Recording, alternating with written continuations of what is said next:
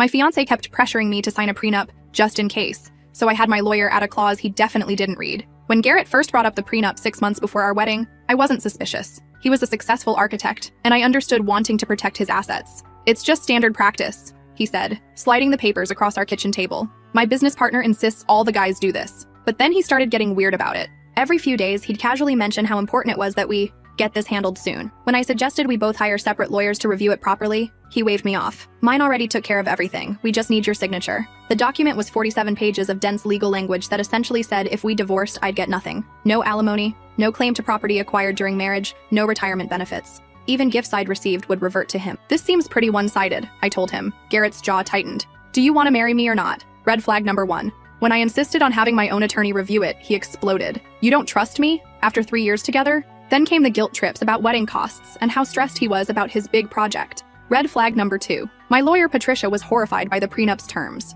"This is financial abuse in legal form," she said. "But if you're determined to sign, let me add some protections." We crafted additional clauses buried in the middle of the document. Standard legal language about asset disclosure, property valuations, and mandatory mediation. Nothing that would raise eyebrows during a quick scan, including one very special provision. The day I brought the revised prenup home, Garrett barely glanced at it before signing. "Finally," he muttered. "Now we can focus on important things." 2 weeks later, I discovered what those important things were. His phone buzzed during dinner. The text preview showed, "Can't wait for our trip to Cabo after your wedding. Love you." From someone named Ivy. I waited until he showered, then scrolled through months of messages. Garrett had been planning his honeymoon in Mexico with his girlfriend of 8 months. They'd booked adjoining hotel rooms and discussed how long he'd need to stay married to me before filing for divorce. "She's loaded," one message read. "This prenup guarantees I'll get half of everything when we split." Except Garrett had signed without reading Patricia's additions, including the clause specifying that any party who commits adultery during the engagement or marriage forfeits all rights to marital property and owes the faithful spouse $500,000 in damages. I printed everything. The next morning, I called Patricia. "Execute the adultery clause. I have documentation." Garrett's face when the process server arrived was worth every penny of Patricia's fees. The legal papers outlined his infidelity, his planned fraud, and his new financial obligations. "You can't do this," he stammered, scanning the documents frantically. "Actually, I can. Check page 23 of your prenup, the part you didn't read." His business partner's office called that afternoon, terminating their partnership. Apparently, Garrett's standard practice prenup advice wasn't company policy. It was his personal recommendation to help his buddies scam their fiancés. Ivy dumped him when she learned about the $500,000 judgment. Last month, I used the settlement money for a down payment on my dream house. Garrett's working at Home Depot now, but that wasn't the end of it. 3 weeks after the process server delivered Garrett's judgment papers, my phone started ringing. The first call came at 6:47 a.m. "Is this Melanie?" The voice was shaky. "Young. Yes. Who's this?" "My name is Chloe. I saw the news article about your fiancé. About the prenup thing." She paused. "I think he did the same thing to my sister." I sat up in bed. "What do you mean? Garrett Pembroke, right? Tall, dark hair, works in architecture. He dated my sister Brooke for 2 years, made her sign something before they got engaged. Then he cheated on her with some woman from his gym." My stomach dropped. "When was this?" "Last year. Brooke got nothing when they split. He kept her grandmother's ring, her car payments, everything. She's still paying off their joint credit cards." I grabbed a pen. "Can you give me your sister's number?" Within an hour, I was sitting across from Brooke at a coffee shop downtown. She was 26, worked as a kindergarten teacher, and looked like she hadn't slept in months. "I knew something was off about that prenup," she said, stirring her latte absently. "But Garrett kept saying it was normal, that all successful couples did it." She pulled out a manila folder. I saved everything. The papers, the emails, even recordings of our fights about it. The prenup was nearly identical to mine. Same 47 pages, same one-sided terms. But this one had been prepared by a different lawyer. Garrett's signature was at the bottom, along with Brooke's. "Who was the other woman?" I asked. Brooke's face darkened. "Some fitness instructor named Tasha. Garrett was paying for her personal training sessions while we were engaged, 45 minutes twice a week for 6 months. I did the math. That overlapped with when Garrett started dating me." "Brooke, I need to ask you something important. Did Garrett ever mention his business partner giving him advice about prenups?" She nodded slowly. "All the time. He said his partner, some guy named Rick, told all the guys at his firm to protect themselves, that women these days were just after money." Red flag number 3, and I was just getting started. I called Patricia that afternoon. "We need to dig deeper. I think Garrett's been running this scam for years." "How deep are we talking?" Patricia asked. "However deep it goes." Patricia hired a private investigator named Tony Castellanos, former police detective specialized in financial fraud. Within a week, he'd found 2 more victims. Rachel, a nurse from Portland, dated Garrett for 18 months, signed a prenup, caught him cheating with a coworker, lost her savings, her condo, and her faith in relationships. And Kiara, a graphic designer from Seattle. Same story, different year, prenup, cheating, financial devastation. Tony spread the documents across my kitchen table, the same table where Garrett had first shown me his prenup. "Here's the pattern," Tony said, pointing to highlighted sections. Each prenup is nearly identical. Same law firm prepared them all. Same terms, same loopholes. And look at this. He showed me a bank statement. Garrett's been receiving payments from something called Pembroke Investment Holdings. $50,000 deposited 6 months after each breakup. My blood ran cold. Who owns Pembroke Investment Holdings? Still working on that. But I've got a feeling we're going to find some very interesting names. Tony's hunch was right. Pembroke Investment Holdings was a shell company owned by Richard Costas, Garrett's business partner. The same Rick who'd supposedly been giving Garrett advice about protecting himself, but it got worse. Tony found contracts between Garrett and Rick dating back 5 years. Garrett wasn't just scamming women for money, he was being paid to do it. The contracts were detailed, systematic. Garrett would target successful women with significant assets, date them for 12-18 months, propose with a prenup designed to strip them of everything, cheat to force a breakup, then collect his fee from Rick. It's like a perverted business model, Patricia said when I showed her the evidence. Emotional fraud as a revenue stream. I stared at the contracts feeling sick. How many women? Tony consulted his notes. We've confirmed 7 victims over 5 years, but there might be more. 7 women, 7 lives disrupted, 7 hearts broken for profit. That night, I couldn't sleep. I kept thinking about Brooke's hollow eyes, Rachel's trembling hands, Kiara's defensive posture when she talked about trust. Garrett hadn't just cheated on me. He'd made destroying women's lives his career. The next morning, I called Patricia. I want to sue Rick too, and I want to find every victim. That's going to be expensive, Patricia warned. And complicated. I don't care. Use whatever you need from the settlement money. We set up a hotline. Patricia posted a carefully worded notice in the legal section of 3 major newspapers. Were you asked to sign a prenuptial agreement by architect Garrett Pembroke? Contact us regarding your legal rights. The calls started immediately. Victim number 8. Diana, a veterinarian from Austin. She'd been smart enough to refuse the prenup, so Garrett had simply disappeared one day. Blocked her number, moved out of their shared apartment, left her with a lease she couldn't afford alone. Victim number 9, Naomi, a software engineer from Denver. She'd signed the prenup but discovered Garrett's cheating before the wedding. When she tried to break the engagement, he sued her for the cost of the wedding deposits, $23,000. By the end of the first week, we had 12 confirmed victims. Tony found more contracts in Rick's files. The business had been expanding. Rick was recruiting other men, teaching them Garrett's system. They'd been planning to franchise the operation. It's like a pyramid scheme, Tony explained. But instead of selling products, they're selling heartbreak. I called an emergency meeting with Patricia and Tony. We need to stop this now before they hurt anyone else. Patricia leaned back in her chair. What are you thinking? Class action lawsuit against both of them, and we go public with everything. That's a big risk, Patricia said. We'd be painting a target on your back. I thought about Brooke, still paying off Garrett's credit card bills. About Rachel, who'd moved back in with her parents because she couldn't afford rent. About Naomi, who'd told me she hadn't dated anyone in 2 years because she was terrified of being fooled again. Some things are worth the risk. Patricia filed the class action suit on a Tuesday. By Thursday, it was front page news. Local architect accused of operating romance scam, read the headline in the Tribune. The article detailed the contracts, the shell company, the systematic destruction of women's lives for profit. Garrett's photo was right there on the front page, looking smug in his architect headshot, completely unaware that his world was about to implode. The story went viral. By Friday afternoon, 3 more women had called our hotline. By Monday, we had 17 victims total. The Today Show wanted an interview. So did 60 Minutes, Dateline, and every major news outlet. Patricia advised against it, but I said yes to the Today Show. The more people who know about this, the better, I told her. Maybe we can prevent it from happening to someone else. The interview aired on a Wednesday morning. I sat across from the host, calm and collected, while they played excerpts from the secret recordings Tony had found in Rick's office. The key is making them think it's their idea, Garrett's voice said clearly through the studio speakers. You plant the seed about protecting assets, then act reluctant when they suggest the prenup. The host looked disgusted. And this was a business for them? A very profitable one, I replied. Rick was paying Garrett $50,000 per victim. They'd identified it as an untapped market.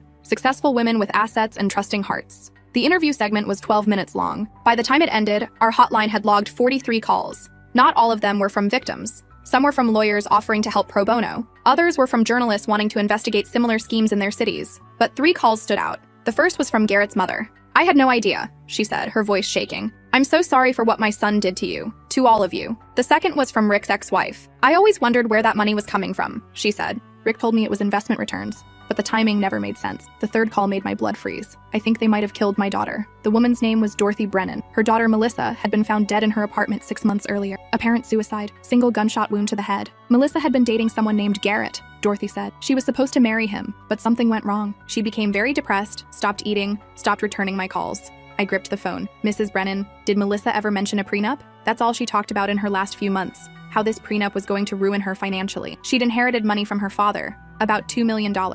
She was terrified of losing it. Patricia and I drove to Dorothy's house that same day. She lived in a modest ranch in the suburbs, surrounded by photos of her daughter. Melissa had been beautiful. Dark hair, bright smile, Looked like she'd never hurt anyone in her life. She was a social worker, Dorothy explained. Worked with foster children. The inheritance was supposed to help her open her own agency. Dorothy handed me a manila envelope. I found these in Melissa's things after she died. I didn't understand what they meant. Inside were copies of emails between Melissa and Garrett, the usual love bombing pattern, followed by pressure about the prenup. But these emails had a different tone, more aggressive, more threatening. If you can't trust me enough to sign this, one email read, then maybe we're not right for each other. Maybe you're just like every other gold digger I've dated. Another email was worse. I've been talking to my lawyer. Apparently, if someone dies before a wedding, the surviving partner can claim emotional damages from the estate. Just something to think about. I felt sick reading it. Dorothy was crying quietly. The police said it was suicide, that she was depressed about her relationship. But Melissa wasn't suicidal. She was the strongest person I knew. I handed the emails to Patricia.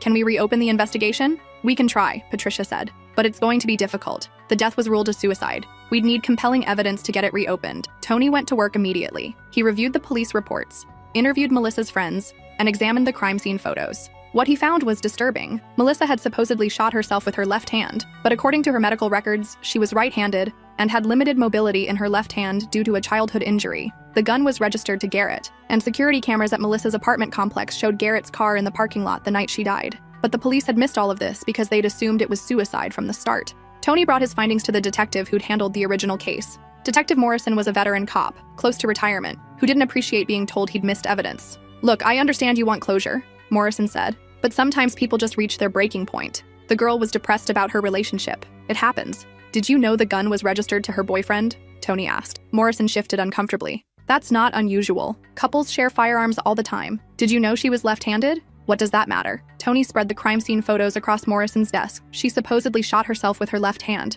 But look at these medical records. She had nerve damage in her left hand from a childhood accident. Couldn't even write with it. Morrison studied the photos for a long moment. His face grew pale. Son of a bitch, he muttered. How did we miss this? Within a week, the police had reopened Melissa's case as a homicide investigation. Garrett was arrested on a Thursday morning at the Home Depot where he'd been working. The arrest was captured by news cameras. Garrett in his orange apron, looking confused and terrified as officers read him his rights. Rick was arrested the same day at his architectural firm. They seized computers, files, and bank records. The evidence of their scheme was overwhelming, but the murder charge against Garrett was what really captured public attention. The story was now national news. A handsome architect who seduced successful women, stole their money, and possibly killed one when she threatened to expose him. People magazine put Melissa's photo on their cover, The Woman Who Died for Love. The trial started 6 months later. I testified about the prenup scam, the systematic fraud, the contracts between Garrett and Rick. 12 other women told their stories. Dorothy Brennan wept as she described finding her daughter's body. The prosecution painted a clear picture. Garrett Pembroke was a predator who had escalated from financial fraud to murder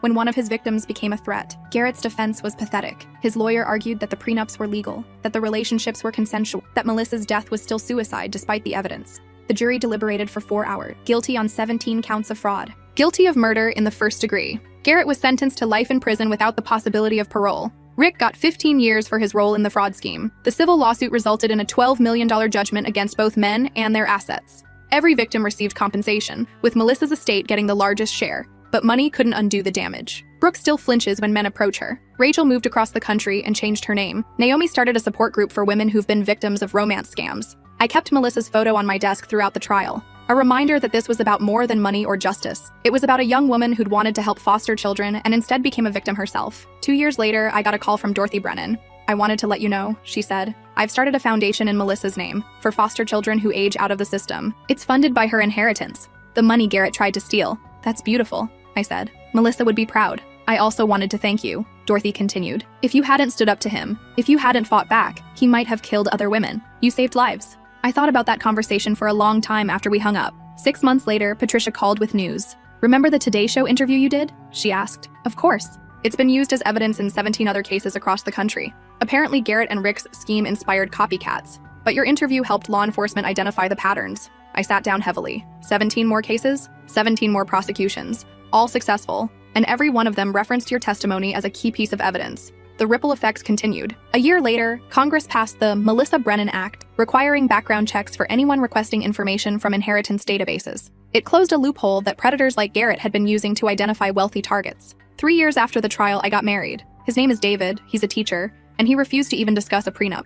I trust you completely, he said when I brought it up. If you want to protect your assets, that's your choice. But I'm not asking you to sign away your rights. Our wedding was small, intimate, and filled with people who genuinely cared about us. Brooke was there. So was Rachel. Naomi gave a toast about finding love after betrayal. Dorothy Brennan attended as well. She gave me a locket with Melissa's photo inside. Melissa believed in justice, she told me. You made sure she got it. 5 years later, the Melissa Brennan Foundation has helped over 300 foster children transition to independent living. The foundation's logo is a phoenix rising from ashes, Melissa's favorite symbol. Garrett is serving his life sentence at a maximum security prison in California. He appeals his conviction every year. Every year, the appeals are denied. Rick was released after serving 12 years of his 15-year sentence. He works at a gas station now, prohibited from practicing architecture or working in finance. His ex-wife remarried and moved to another state. I sometimes wonder if there are other women out there, victims we never found, stories we never heard. Tony estimates we uncovered maybe 60% of Garrett's crimes, but I sleep well knowing that Garrett will never hurt another woman. The house I bought with the settlement money is beautiful. 3 bedrooms, a garden, and a home office where I work as a victim's advocate. I help women navigate the legal system after financial abuse, and I testify in cases involving romance scams. Last week, a young woman named Zoe called my hotline. Her boyfriend was pressuring her to sign a prenup, making her feel guilty for hesitating, telling her it was standard practice. I keep thinking about your story, she told me, the one from the Today Show, and I realized his prenup sounds exactly like the one you described. I drove to meet Zoe that same day. Her prenup was virtually identical to the one Garrett had given me, down to the specific language about gift reversion. We called Patricia. It turns out Zoe's boyfriend had attended one of Rick's seminars before Rick was arrested. He'd been using Garrett's exact playbook, word for word. Zoe broke up with him the next day. She kept the ring, which, according to the law, was a gift she was entitled to keep. She sold the ring and used the money to start law school. I want to help other women like you helped me, she told me. The cycle continues. Women helping women, refusing to let predators operate in shadows, demanding accountability for those who would exploit trust for profit. Sometimes I think about what would have happened if I just signed Garrett's original prenup. If I trusted his assurances, ignored my instincts, prioritized keeping the peace over protecting myself. Melissa might still be alive. 17 other women might not have been victimized by copycat schemes. The Melissa Brennan Act might never have been passed. One woman's refusal to be silenced can change everything. Patricia retired last year, but she still takes my calls. You know, she told me recently, in 30 years of practicing law, your case was the most satisfying victory I ever had. Why? I asked. Because it proved that predators can be stopped, that systematic abuse can be exposed, that one person's courage can protect countless others. I keep Melissa's photo on my desk at home, next to a picture from my wedding day. Both women remind me of something important. Love should make you stronger, not more vulnerable. It should add to your life, not subtract from it. And if someone asks you to sign away your rights for love, they're not offering love at all. They're offering a transaction, and you deserve so much more than that. The foundation sends me updates about the foster children they've helped. There's Marcus, who's now studying to be a social worker, and Priya, who started her own nonprofit for at-risk youth, and dozens of others who are building lives that Melissa would be proud of. Her legacy isn't the tragedy of how she died. It's the lives that continue because of how she lived, and how we all fought to honor her memory with action. Every year on the anniversary of Melissa's death, Dorothy and I visit her grave. We bring flowers and updates about the foundation. We tell her about the women who've been helped, the laws that have been changed, the predators who've been stopped. This year, we also brought news that another state had passed legislation inspired by the Melissa Brennan Act. She's still saving people, Dorothy said, placing a bouquet of white lilies on the headstone. As we walked back to the car, Dorothy turned to me. You know what I think about sometimes? What? All the women Garrett would have hurt if you hadn't fought back. All the Melissas who are still alive because you refused to be a victim. I thought about Zoe, now halfway through law school. About Brooke, who's finally dating again. About the 17 copycat schemes that were shut down because investigators knew what to look for. About the women whose names I'll never know, who heard the story and trusted their instincts when something felt wrong. That's the real victory. Not the money or the prison sentences or the news coverage. It's the women who are safe because one woman decided to read the fine print. Because one woman refused to sign away her rights for love. Because one woman proved that sometimes the most dangerous thing you can do to a predator is simply refuse to be quiet. Garrett thought he was so clever, bearing that adultery clause where he assumed I'd never notice it. He was wrong about that. He was wrong about a lot of things. But he was especially wrong about assuming that love makes women stupid. Love makes women strong. It makes them protective. It makes them willing to fight for what's right, even when the cost is high. And sometimes, if you're really lucky, love makes women angry enough to change the world. The settlement money is long gone now, donated to the foundation or spent on legal fees for other victims, but I've never regretted a penny of it. After all, what good is money if you don't use it to make sure other people don't suffer the way you did? David and I are trying to have children now. And when I think about the world I want to bring them into, I'm glad it's a world where predators like Garrett are behind bars, where women like Melissa are remembered and honored, where love is measured not by what you're willing to sacrifice, but by what you're willing to protect. That's the world Patricia's fine print helped create, and that's worth more than any prenup ever could be.